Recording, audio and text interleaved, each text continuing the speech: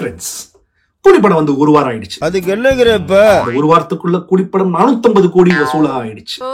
பயங்கர சில்லறையா? அது இல்ல ப்ராப்ளம் இல்ல. கூலிப்படத்தை லாஜிக் லூப் ஹோல்ஸ் வச்சு ஏகப்பட்ட மீம்ஸ் வந்துச்சு. அப்ப என்னதான் பண்றது? அந்த மீம்ஸையும் நம்ம பார்க்க போறோம். அந்த லாஜிக் லூப் ஹோல்ஸ்க்கும் சரியான சவுக்கடி பதிலையும் நம்ம கொடுக்க போறோம்.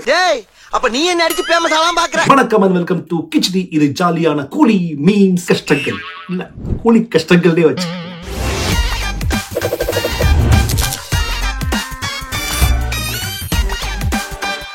ஆடியன்ஸ், எவா நீ லைஃப்ல செட்டில் ஆகுறத ஆசைப்படுற, நீ தானே ஹார்பர்லயும் வேலை பாக்குற. ஹார்பர்ல இருக்க தயாலும் உன் கூட தானே இருக்கான். தயால போட்டு தள்ளிட்டு 5000 கோடி அதிபர் சைபனோட பையன் அர்ஜுன பேசாம கல்யாணம் பண்ணிருந்தா லைஃப்லயே செட்டில் ஆயிருப்பியேபா.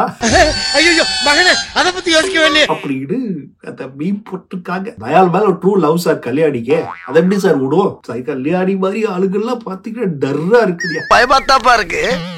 அடுத்தது இது வந்து குபீர் moment. In terms of writing, GBU Simon is greater than கூலி சைமன்.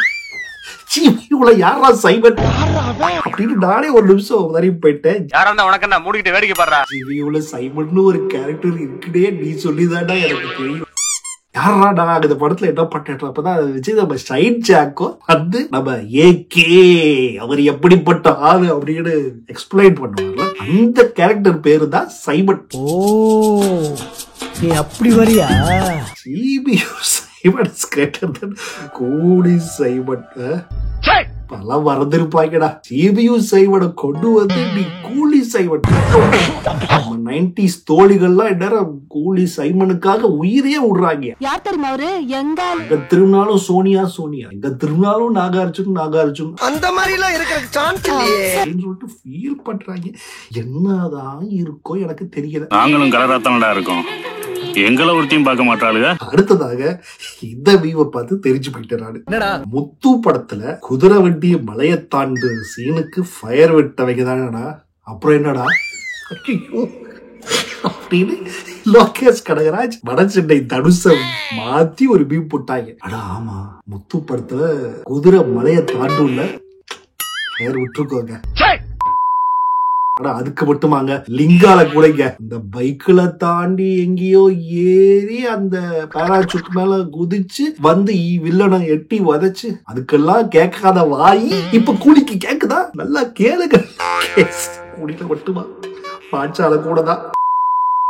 அடுத்தது இது Soubin took his time, got a bike, drives kilometer national highways to find Shruti meanwhile கரெக்டா பிரியாணினாலும் நல்லா இருக்குடா, நல்ல தோசை அருமையா இருக்குது அப்படின்னு சொல்லிட்டு ஸ்ருதியும் நம்ம மாரன் குரூப்ஸும் வந்து சாப்பிட்டுக்கிட்டு இருப்பாங்க. ஹைவேஸ்ல போறப்போ உடைய யார் உயிரை கையில பிடிச்சு போயிட்டு இருக்கப்போ சாப்பாடு முக்கியமா பிரீத்தி.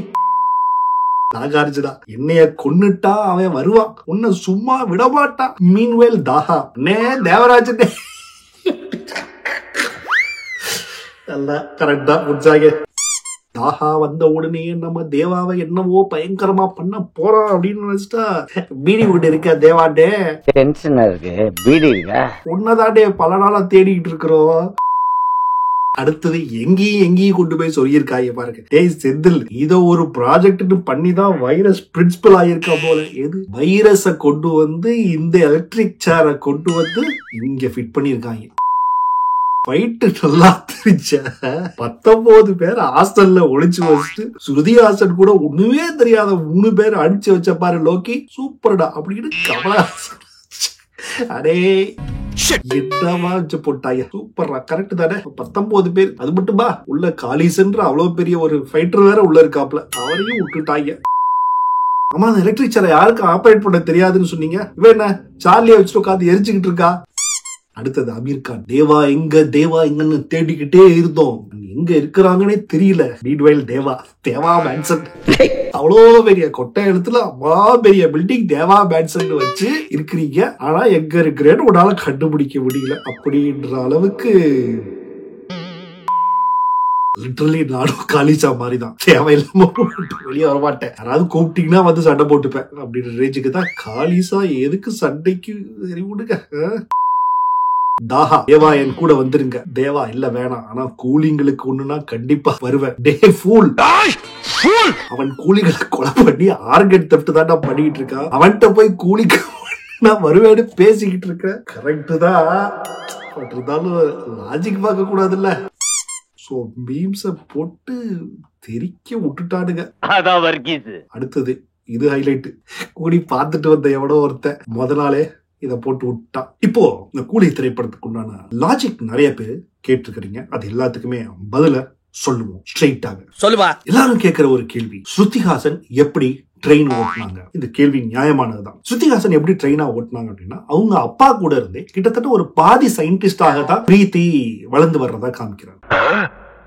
அவ்வளவு பெரிய எலக்ட்ரிக் சேரையே கூட இருந்து ஆபரேட் பண்ண கத்துக்கிட்ட ஸ்ருதிஹாசனால ஒரு சாதாரண ஒரு ட்ரெயினை வந்து அங்க இருக்கிற அந்த இவர்கிட்ட கேட்டுட்டு இது எப்படிங்க ஆபரேட் பண்ணும், எந்த லீவருங்க, எதை பண்ணாங்க, ஃப்ரண்ட்ல போகும், அவ்வளவுதானே தேவை. அது தெரியாதா? போய் சொல்றானே. அது மெட்ராஸ்க்கு பக்கத்துல வந்துட்டு இருக்கிறப்ப இன்னும் ஒரு மணி நேரம் தானே ஓட்டிட முடியாதா? எஸ், அந்த லாஜிக் தான் இதுக்கும் பொருந்தும். என்னடா சொல்ற, என்னால நம்ப முடியலையே. அதனால ஸ்ருதிஹாசன் ட்ரெயினை டிரைவ் பண்ணது ஆச்சரியம் இல்லை. அடுத்தாக நாகார்ஜுன் ஞாபக மறதி. எஸ், என்னன்னு கேட்டீங்கன்னா, நாகார்ஜுன் வந்து படம் ஃபுல்லா உங்களை எங்கேயோ பார்த்த மாதிரி இருக்கு, உங்களை எங்கேயோ பார்த்த மாதிரி இருக்கு அப்படின்னு தான் சொல்லுவாரு. சோ பிளாஷ்பேக்ல அது ரிவீல் ஆகுறப்போ ரஜினிகாந்த் இங்க இருந்து அப்படின்னு என்ன இதெல்லாம் எஜமான் முரட்டுக்காலை சீவிடுவேன் அப்படின்ற விஷயத்த இந்த காக்கரை பார்த்து சொல்லுவார். சோ அப்ப நாகார்ஜுனோட அப்பாவை அந்த ஜேவியரை இழுத்துட்டு வருவாப்ல. அவர் இங்க இழுத்துட்டு காக்கரை பார்த்து தான் சொல்லுவாரு. சோ நாகார்ஜுன் இந்த சைடுல இருப்பார். சோ நாகார்ஜுன் பார்த்தது நம்ம தேவாவோட ஒரு சைடு ஃபேஸ் தான். நாகார்ஜுனாவுக்கு ஒரு சைடு தேவாவை பார்த்ததுனாலதான் தேவா இப்ப வயசான பிறகு ஃபுல்லா பார்த்தப்ப அடையாளம் கண்டுபிடிக்க முடியும். பட் இதே தாஹா காக்கருக்கு பக்கத்துல இருந்தனால ஸ்ட்ரெயிட்டா நம்ம தேவாவை பார்த்ததுனால தாஹாவுக்கு பார்த்த உடனே அடையாளம் கண்டுபிடிச்சிருச்சு. அட தேவாஜி நீங்களா, உங்களதான் தேடிட்டு இருந்தோம் அப்படின்னு தாஹாவால சொல்ல முடிஞ்சது. சைடு ஃபேஸ்ல பார்த்ததுனால சைமனால கண்டுபிடிக்க முடியல. சோ லாஜிக் இதற்கும் பதில் இருக்குது. லோக்கி வச்சிருக்கிறாரு, நீங்க கவனிக்கல. அடுத்ததாக முக்கியமான விஷயம், ஸ்ருதிஹாசன் அந்த ரச்சிதாராம் கல்யாணிய வீடியோ கால்ல தான் பார்த்துட்டாங்களே. அதுக்கப்புறம் ரயில்வே ஸ்டேஷன்ல வந்து பார்த்த உடனே எப்படி அவங்களுக்கு தெரியாம அவங்க கூட வண்டியில ஏறி போனாங்க? புரியலையே. கரெக்ட் தானே, அது எப்படி போச்சு? பட் நான் என்ன சொல்ல வரேன் அப்படின்னா, ஸ்ருதிஹாசன் வந்து சத்யராஜ் நல்லா வளர்த்த ஒரு பொண்ணு. என்னதான் ரஜினிகாந்த் அந்த வீடியோ கால்ல கல்யாணிய காமிச்சிருந்தாலும் தூரத்துல இருக்கிறாங்க, அந்த ஒரு ஆப்ஜெக்ட் அங்க இருக்காங்க. சோ அதுவும் ஒரு விஷயம் சரியா தெரியாம இருக்கும். அவங்களுக்கு கிட்ட பார்வையோ தூர பார்வையோ ஏதோ ஒரு ப்ராப்ளம் இருக்கு. வயசும் வந்து 29 வயசு ஆயிடுச்சு. இது மட்டும் இல்லாம நம்மள மாதிரிதான் பஸ்ல போறப்போ ட்ரெயின்ல போறப்போ போர் அடிக்குது, அடுத்த போன்ல என்ன இருக்குன்னு எட்டி பார்க்கிற கேரக்டர் ஸ்ருதிஹாசன் பிரீத்தி கிடையாது. அவங்க எதுக்கு சௌபினோட பிரச்சனை அது எதுக்கு போய் நம்ம எட்டி பார்த்துக்கிட்டு அப்படின்ற மாதிரி கூட இருந்திருக்கலாம். அதனால கல்யாணியை அவங்களுக்கு நேர்ல வர்றப்போ தெரியாம இருந்திருக்கலாம். சோ இதுவும் லாஜிக் கரெக்டா இருக்குது. அடுத்தாக இப்ப எல்லாரும் கேட்கிற கேள்வி, அவ்வளவு பெரிய தாஹா தேவா மேன்ஷன் அப்படின்னு ஒண்ணு வச்சிருக்கிறாப்ல, அது எப்படி தெரியாம நீங்க தாஹாவுக்கு இருக்க முடியும் அப்படின்னு சொல்லிட்டு எல்லாரும் கேக்குறீங்க. எஸ், இந்த நேரத்துல தான் தாஹா கன்ஃபியூஸ் ஆயிருக்கிறார். தேவா அப்படின்னு எங்கெல்லாம் தேடிட்டு இருக்கிறப்போ தேவான்னு ஒரு மியூசிக் டைரக்டர் வளர்ந்து வர்றாரு. இங்க தேவா மேன்ஷன் இருக்குது, ஒருவேளை தேவா மியூசிக் டைரக்டர் தான் இந்த தேவா மேன்ஷனை வச்சிருக்காரோ அப்படின்னு தாஹா நினைச்சு விட்டுருக்கலாம். விஜய் படம் கூட வருது, தேவான்னு ஒண்ணு வந்திருக்குது 90sல. சோ அந்த தேவா கேரக்டர் தான் பின்னாடி வளர்ந்து இருக்கிறப்போ தேவா மேன்ஷன் ஒண்ணு வச்சிருக்காரோ அப்படி கூட நினைச்சு தாஹா கிடைச்சிருக்கலாம். சோ அதனால அந்த தேவா மேன்ஷன் அவருக்கு வந்து ஒரு பெரிய ஸ்ட்ரைக் ஆகாம இருந்திருக்கும் அப்படின்றதா லாஜிக் பதில். அடுத்ததாக எல்லாரும் கேட்கிற ஒரு லாஜிக் கேள்வி, இந்த மொபைல் எலக்ட்ரிக் சேர். அது வந்து நீங்க நாயை கொல்றதுக்கு தானே சொன்னீங்க, அது எதுக்கு நீங்க வந்து ஆர்ம்ரெஸ்ட்லாம் வச்சிருக்கிறீங்க அப்படின்னு கேட்டிருக்கிறீங்க. இது ரொம்ப ரொம்ப சில்லியான ஒரு லாஜிக் கேள்வியா எல்லாரும் கேட்குறீங்க. ஏன் வந்து நாய்கள்லாம் வந்து படுத்த வாக்குல வச்சுதான் நாயை கொல்லணுமா என்ன? தேவையில்லையே. நாயும் ஒரு ஜம்முன்னு போறப்போ ஒரு ராஜா மாதிரி அந்த சேர்ல உட்காந்து ஆம்ரெஸ்ட் எல்லாம் வச்சு கொல்றதுல என்ன பிரச்சனை? அதுதான் அவரு அங்க மொதவாட்டியா பண்ணாது.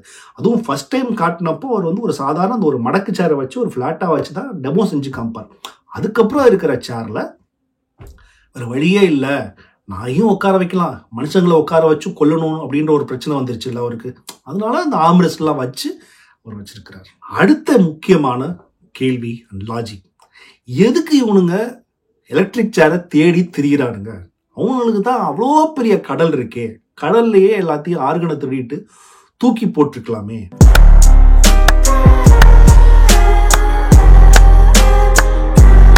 அப்படின்னு கேக்குறீங்க. பட் கடல்ல இவனுங்க வந்து கிட்டத்தட்ட ஒரு நாளைக்கு 20 பேர் 30 பேரை கொன்னு இதயத்தை திருடுறாங்க அப்படின்றப்போ, இதயத்தை திருடாதே அங்கேயுமே ஒரு லாஜிக்கை வச்சுட்டாரு.